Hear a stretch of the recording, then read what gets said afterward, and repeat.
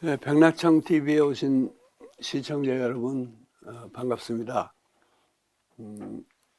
오늘은 이제 그동안 제가 저희 평론집 5집에 실린 영문학 관계 논문 가지고 조금 얘기를 하고 있는데, 요즘 서울대 김명환 교수를 모시고 소설 테스 얘기를 하겠습니다. 김 교수, 네, 자기소개 좀 해주시고요. 예, 그다음부터는 질문하시고 네, 토론을 알겠습니다. 주도해 주기 예, 바랍니다.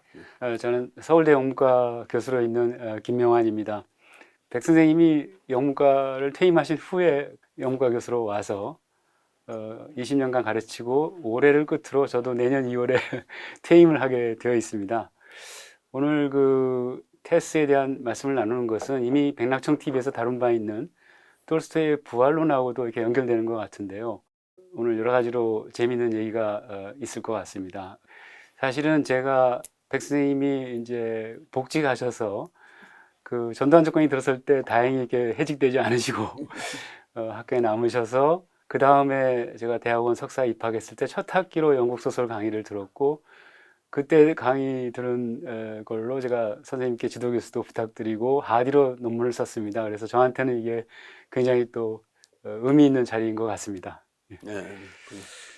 먼저 질문을 드리면 소설 테스의 현재성이라는 이 논문 쓰신 지가 이제 40년이 넘었습니다. 근데 그 사이에 우리 독서 시장의 변화가 컸는데요. 이 글을 쓰실 때만 해도 테스나 또 톨스토이의 부활은 교양 있는 독자나 문학소녀의 필독서였습니다. 그런데 선생님의 문제 제기는 그런 이 부활이나 테스 같은 필독 명작이 굉장히 잘못 알려져 있다는 것에 초점을 맞추셨고 특히 그 일본을 통해서 이상하게 해석된 그런 거를 이제 많이 교정하시려고 이 논문을 쓰셨는데 사실 이거는 선생님의 아주 초기 대표 평론이 시민문학론에도 나오죠. 여기 뭐 톨스토이나 도스토옙스키나 체홉을 일본에서 이상하게 해석해서 그게 우리나라에도 받아들여졌는데 그걸 바꿔야 된다 이런 말씀을 하셨습니다. 그래서 처음부터 선생님이 갖고 있던 문제의식이 이렇게 하디의 테스에서도 이렇게 이제 드러나는데 지금은 독서 시장의 상황이 많이 달라져서 최근에 제가 대학생들의 필독문헌들을 좀 찾아봤더니 부활하고 테스는 없습니다.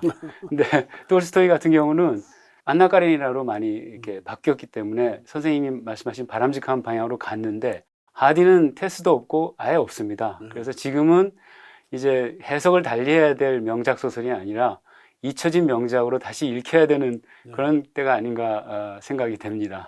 많이들 읽는데 해석을 잘못해서 네. 명작을 제대로 네. 이해를 못하고 감상을 못하고 있다 하는 게, 그게 이제 1982년에 네. 부활론하고 테스론하고 둘이 다 네. 같이 나왔어요. 네. 근데 이제 그때의 주장이 그런 것이었는데, 예. 그러니까 명작 잘못 읽고 있지만 제대로 읽으면 진짜 명작이다 네. 라고 하는 게 내 주장의 예. 골자였기 때문에, 네. 지금 안 읽는다고 하면은 이게 이런 명작인데 좀 네. 읽어보지 그러느냐 네. 하는 식으로 우리가 오늘 말해야 될 것 같아요. 네. 예. 네. 다음 질문으로 넘어가기 전에 사실은 이 작품을 오래전에 읽어서 기억이 흐릿하거나 또는 안 읽은 독자분을 위해서 앞부분의 줄거리라도 잠깐 소개를 해드리는 게 좋을 것 같습니다.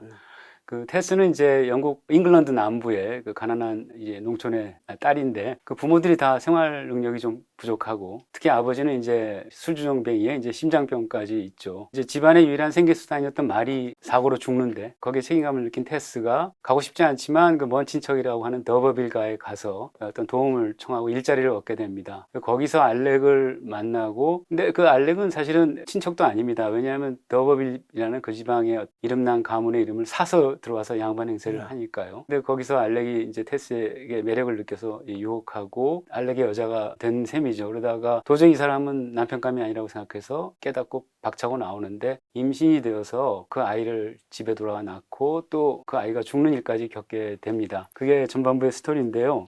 전반부와 관해서 이 책의 예. 제목 전체를 말하면 더버빌가의 네. 테스네요. 그렇죠. 테스 오브 예. 더 예. 더버빌스. 근데 현재 테스의 이름은 테스 예. 더비필드예요. 네. 그러니까 원래는 더버빌이라는 아주 귀족 예. 가문이었는데 예.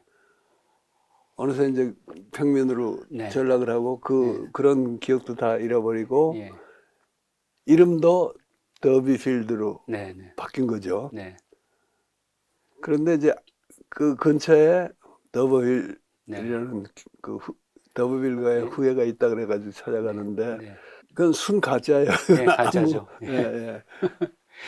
예, 그렇습니다. 그 이제 이 주인공 테스가 아주 사실은 글도 깨우친 학교를 좀 다닌 사람이고 굉장히 아름다운 미녀인데 여기에 대해서 우리 작가인 하디가 이렇게 전폭적인 지지를 보내고 있는데 이게 그 당시의 윤리적 기준으로는 이게 이 무슨 남의 여자가 되어가지고 이 사생아도 낳고 그 아이가 죽기까지 한 아주 타락한 여자인데 이 선생님 그래도 나오지만은 이 테스의 운명이 아주 부당하다라고 이 작가가 옹호를 하고 전폭적으로 지지하고 심지어는 소설의 부제에 순수한 여인이라는 걸 예. 붙여가지고 선생님 글의 표현으로는 용서 못할 도전을 예. 당대 사회에 한 셈이죠.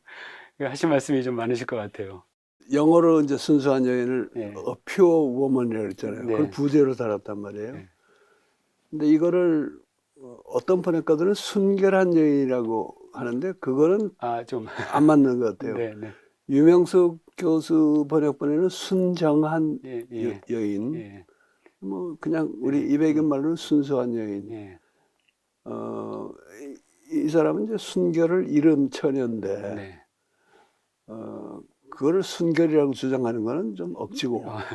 예, 예.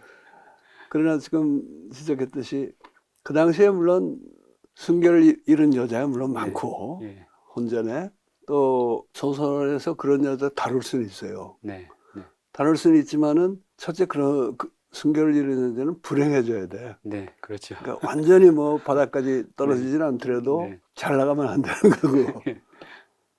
또 하나는 본인이 참여하는 빛이 있어야지. 네. 그러니까 자기가 신세가 망해서 네. 뉘우치거나 아니면 내가 도덕적으로 잘못했다 하고 네. 참여하는 빛이 있으면은 그건 얼마든지 다뤄도 좋은데 네. 하디는 테스 자신이 보면은 자기가 잘못했다는 생각이 네, 없잖아요. 전혀 안 내가 하죠. 그리고 나중에 뭐 엔젤한테 네. 편지 쓸 때도 자기 남편 네. 당신한테 내가 뭘 잘못했냐. 네. 네. 나한테 너무한다. 네. 그러니까 아주 당당하게 주장하고 예. 끝까지 예. 테스는 정말 그 점에 관해서는 개전의 정이 없어요. 네. 네. 거기다가 작가가 그런 여자를 그려넣었을 뿐 아니라 이걸 퓨어 워먼이라고 불러놨으니까 정말 용서할 수 없는 도전이었죠. 예. 예. 테스가 알렉을 죽이고도 사람 죽인 거에 대해서도 뭐 전혀 이 어떤 이런 뉘우친다든가 이런 거 없이 예. 나는 나의 길을 간 거다라고 당당하게 나가는 게 정말 인상적인 대목인데요. 사실 여기서 이제 로렌스의 귀족론, 토마스 하디 연구에 나오는 그 귀족론으로 이 테스와 알렉 관계를 좀 풀어볼 필요가 있는데 로렌스가 말하는 귀족이란 이제 기성사회의 규범에 얽매이지 않고 자신의 본성대로 자신의 삶을 끌고 나가는 사람인데 테스가 바로 그런 사람이죠. 근데 테스 평론을 해서 우리가 이제 가장 이제 좀 충격적이랄까 놀랍게 받아들여지는 게 대부분의 독자들이나 또는 비평가들이 여기서 그 알렉에게 테스가 이제 어떤 성폭행을 당했다 또는 어떤 강압에 의해서 알렉의 여자가 되었다라고 흔히 판단을 하는데 작품의 개작 과정을 쭉 살펴보면서 그게 아니라는 걸 밝혀내신 게 제일 신선하고 또 충격적인 대목인 것 같습니다. 요거를 귀족론과 연결시키기 전에 좀 한번 더 설명을 좀 해주시죠. 네, 그건 뭐 내가 밝혀낸 게 아니고 네. 원문 연구를 하는 사람들이 네. 잡지본하고 예. 저 이제 나중에 출판본을 예. 대조해서 지적을 한 건데 하디도 그렇고 그 당시에 많은 작가들이 잡지 연재를 먼저 했죠. 네. 지금도 뭐 그렇지만은 우선 원고료 수입이 되고 네. 홍보가 되잖아요. 그렇죠. 예. 그런데 잡지 게재본은 그 당시에 검열 같은 게 네. 훨씬 까다로웠죠. 예. 뭐 검열법이 있었던 건 아니고 그냥 네. 사회적인 검열이. 네. 그래서 하디가 잡지 원고를 써놓고 네. 잡지에 실을 때는 그 이제 불운하지 않게 고쳐 쓰는데 네. 잉크 색깔을 달려서 네. 고쳤다 그러죠. 네. 네. 그러니까 요건 이제 내가 어디를 어떻게 고쳤다는 거를 기억했다가 예. 나중에 책 낼 때는 다시 고치겠다 하는 의도가 예. 있었던 건데 책을 기준으로 보면은 이게 뭐 성폭행 주장하는 사람도 뭐 하디 알렉이 네. 테스를 강압적으로 네. 했다는 것보다도 네. 테스가 잠들어 있잖아요. 숲속에 네, 먼저 와가지고 그렇죠. 잠들어 있는데 와서 뭐 참 네, 겁탈을 했다든가 네, 그것도 예, 분명히 네. 법률적으로 예, 강간이 되는 거고. 그러면은 그 이제 알렉은 더 나쁜 놈이 되지만은 테스는 어느 정도 좀 네, 면책이 되는 네, 거예요. 뭐 네, 자고 있는데 와서 예, 그렇죠. 그놈이 그러는 걸 난 참 억울하게 당했다 이렇게 말할 수 있는데 사실 가만히 보면은 그때 알렉이 돌아와서 그 테스가 자고 예, 있는데 돌아왔는데 테스가 깨어나요. 네, 그렇죠. 예, 예, 그러니까 잠든 여자를 덮친 게 아니야. 네, 그러고서는 이제 그 더 뭐 이렇게 예, 분명하게 처리한 건 없지만은 한 3주를 더 네, 거기 살다 있었죠. 가잖아요. 예, 그러다가 떠나가는데 첫째는 알렉이 진심으로 끌려가지고 네, 좋아했던 건 분명하고요. 네, 결혼할 생각은 없는 거고. 네,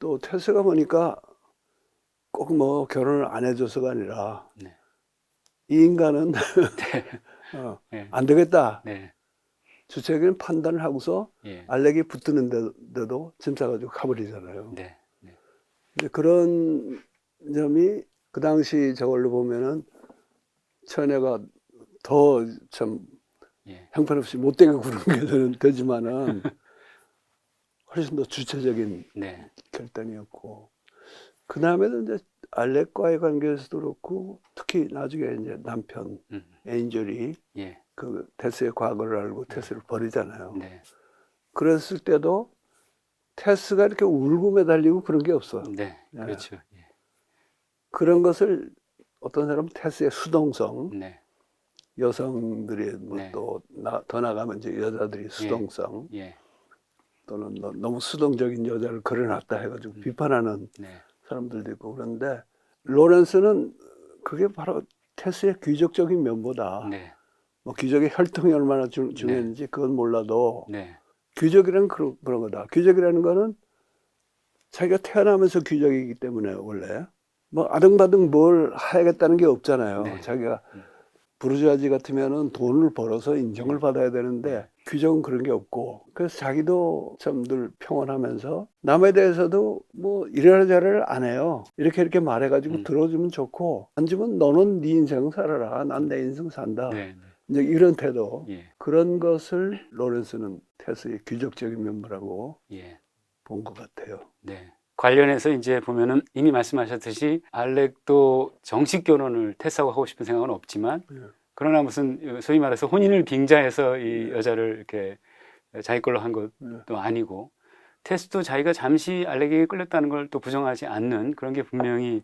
있고요. 그래서 이게 선생님 표현을 다시 빌리면 순전히 이게 돈이냐 정절이냐 하는 그런 멜로드라마하고는 전혀 다른 차원으로 네. 하디가 끌고 가고 또 그 개작 과정에서도 이제 그 당시에 어떤 사회적 검열을 피하기 위해서 이렇게 했다는 그런 게 굉장히 중요한 대목인 것 같습니다. 관련해서 이제 너무 그 결론으로 뜨이는 건지 모르겠습니다만은 그 마지막 대목에서 그 이제 에인절이 그 아내를 버리고 멀리 브라질로 떠났다가 생각을 바꿔먹고 돌아와서 테스를 만나는데 테스가 다시 알렉한테 돌아간 상태죠. 근데 그때 테스가 하는 말이 뭐 그가 알렉이 나를 다시 찾아간 거다 이렇게 말을 하는데 그게 좀 단순한 의미가 아니다라는 말씀을 영어로 내가 그 원문 정확히 He want me back. He want me back to 그죠? him 이렇게 하죠. 원이라는 건 그말 네, 다시 네. 쟁취했다. 네. 김 교수는 어떻게 보셨어요? 아니 저는 그게 상당히 테스의 어떤 내적인 상태를 잘 보여주는 게 아닐까. 자기도 한때 알렉한테 끌렸던 걸 부정하지 않고 있고 또 선생님 글에 나오는 얘기지만 줄거리 소개를 겸해서 말씀드리자면은 에인절과 이제 그 텔버테이스에서 만나서 사랑을 나누고 결혼까지 했는데 이제 첫날 밤에 에인절이 자신의 과거 여자 관계를 고백하는 거에 맞대응을 해서 테스가 나도 이런 일이 있었다 하니까 에인절이 태도가 확 바뀌지 않습니까? 그래서 첫날 밤에 부부의 연도 맺지 못하고 별거를 하게 되는데 그런 과정 속에 이제 플랜트콤 애쉬라는 곳에 가서 거기는 훨씬 더 척박한 곳이죠. 거기서 테스가 고생을 할 때 알렉이 우연히 나타나고 근데 알렉은 또 자기 나름대로 과거를 뉘우치고 전도사가 되어 있는데 다시 이제 테스한테 네. 끌려서 전도사도 때려치우고 이제 테스를 다시 이제 자기의 여자로 만듭니다. 근데 그때 선생님과도 나오지만 어떤 의미에서 보면은 알렉이 그런 말을 한 게 옳다. 즉 너의 남편은 사실은 에인절이 아니라 나 아니냐 이런 식의 그것에 이렇게 마음이 분열되는 그런 게 분명히 있기 때문에 단순히 돈 때문에 돌아간 것도 아니고 물론 돈 문제가 이제 크긴 합니다만은 가족들이 뭐 길거리에 나앉았으니까요. 그런 과정이 분명히 존재하고 있다고 봅니다. 네네. 알렉이 테스를 정말 진심으로 좋아했던 건 틀림이 없어요. 예. 근데 얘기도 했지만 혼인을 빙자한 간음은 아니거든요. 네. 그리고 테스도 그날 그 장소가 원시적인 그런 분위기가 풍기는 네. 숲속에서 잠들었다가 네. 잠결에 깨어나서 이제 예. 알렉하고 네. 알렉하고 이제 맺어지는데 육신의 관계가 예, 성적 관계가 이루어지는데 그럴 계제도 아니지만은 테스가 나하고 결혼을 할 거냐 안 할 거냐 그거 가지고 흥정할 여자도 아니잖아요. 네. 네. 좋으니까 그때는 네, 기분이 네, 그래가지고 한 것이고 그 나오면 이제 좋은 대조가 되는 게 18세기에 네. 세뮤얼 리처드슨이라는 소설가 쓴 패밀라 아니에요? 네. 네. 지체가 높은 미스터 B가 예, 예. 예. 계속 따라다니는데 처음에는 그냥 정부로 만들려고 그러는 거를 예. 파멜라가 끝까지 네. 거부하니까 나중에 결혼을 해버리잖아요. 네. 전형적인 부르주아 성공이에요. 네. 자기의 정조를 가지고 예. 최대한의 대가를 받아낸 거지. 네. 테스는 그런 걸 초월한 저자예요, 사실은. 네. 그런데 이제 알렉에 대해서 그 귀족론하고 별도로 로렌스가 이제 그런 다른 얘기 하죠. 네. 알렉도 그렇고 옛날 그 유명한 스페인의 돈 후안 같은 네. 이런 남봉꾼들 엄밀한 의미에서는 남성으로서의 무능력자다, 인포다. 네. 왜냐하면은 로렌스 생각에는 남자가 여성하고 충만한 합일 관계를 이루면은 그때 자기 마음속에서 새로운 세상에 나가서 새로운 일을 하고 창조적인 걸 하겠다는 그 욕구가 깨어나는데 네. 돈 후안도 그렇고 알렉도 그렇고 예. 그거를 못하고 네. 못하니까 또 네. 여자를 범하고 다른 여자들을 예, 찾아다니는 계속 예. 한다. 이제 그런 얘기를 하는데 그것도 굉장히 예리한 네. 지적 같고요. 그러나 일단 그 시점에서는 엔젤 클레어 남편은 엔젤 클레어는 자기 아내하고 첫날 밤에 예. 성적인 그런 합일도 이루지 않고 그냥 버리고 갔는데 알렉은 한 3주 같이 살았을 뿐 아니라 네. 그 말로 전도사를 나섰던 놈이 갑자기 전도사 네. 때려치우고 예. 거기를 따라다닐 정도로 네. 하니까 알렉이 그런 말 할 만하죠. 네. 진짜 남편은 네 남편 나다. 네. 네. 어. 예, 그렇습니다.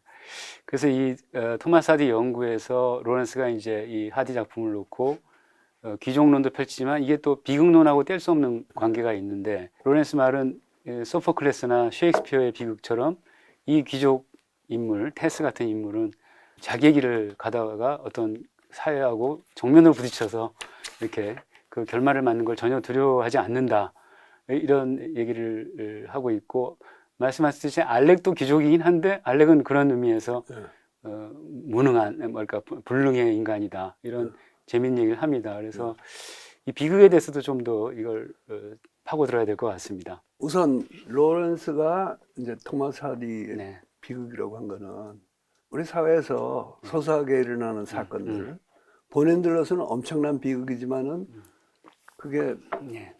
작품으로서나 뭘로 비극으로 다뤄지기 어렵잖아요. 네. 그런 사건이 많은데 하디의 인물들 테스도 그렇고 뭐 유스테이시아라고 네. 리턴 오브 더 네이티브 귀향. 리턴 오브 더 네이티브 거기 나오는 여성도 그렇고 비극의 수준에 가는 거는 이제 우리의 일상세계라는 게 사실 이 거대한 우주 속에 네. 우주를 이제 하나의 큰 숲이라고 본다면은 그중에 개간해 놓은 이제 조그만 땅 네. 거기서 이제 우리가 아웅다웅하고 사는 거예요. 네. 하디에는 그 바깥 세계의 존재가 네. 느껴진다는 거죠. 네. 그런 큰 세계 속에서 일어나는 사건. 예. 조그만 세계의 규범에 맞춰서는 도저히 못 살겠다 그래가지고 네. 반항하고 뛰쳐나가다가 네. 죽는 것. 그런 의미에서 이게 진짜 비극이다. 네. 그래서 아마 네. 19세기 작가로는 톨스토이와 하디 정도를 네. 그런 걸 했다고 네. 봐요. 내가 보기에는 거기 에밀리 브런트도 들어간다고 보는데 네. 그러나 다른 소설을 보면 사실은 그런 차원의 비극은 없습니다. 네. 근데 이제 로렌스 얘기 중에 또 하나 재밌는 거는 이게 그야말로 셰익스피어나 고대 그리스의 비극 작가들과 이제 거의 견줄 만한 네. 비극이긴 한데 그거만은 좀 못하다는 얘기를 네. 하잖아요. 그렇죠. 한계가 있다. 뭐냐면은 사실 이 사람들이 이제 그 큰 세계에 충실하기 위해서 이 작은 세계에 네. 성벽이 쳐진 그 안에서 뛰쳐나가다가 죽는 건 사실이지만은 어떤 의미에서는 성내의 규범을 완전히 벗어던지지 못해가지고 그냥 못 견뎌서 죽는 거니까 네. 셰익스피어나 뭐 아이스킬러스, 소포클레스 이런 데서 두 가지 다 어떻게 거역할 수 없는 명령이랄까 네. 욕구에 충돌하는 가운데서 죽는 거에 비하면 조금 등급이 낮다는 얘기예요. 네. 버티고 더 싸웠어야 되는데 자기가 예. 굴복해서 죽는 면도 있다. 네. 저항은 하지만 끝까지 못하고. 네. 그것도 나는 상당히 정확한 예. 예. 지적이라고 보는데 왜냐하면 이 근대 세계에서는 네. 원칙적으로 옛날식 그런 비극이 있기 어렵습니다. 네. 그렇잖아요. 그렇죠. 진보 예. 사관에 의하면은 네. 진보하는 과정에서 그야말로 이제 부수적인 예. 예. 희생이나 네. 탈락이 생기는 거고 또 더러 저항을 하더라도 네.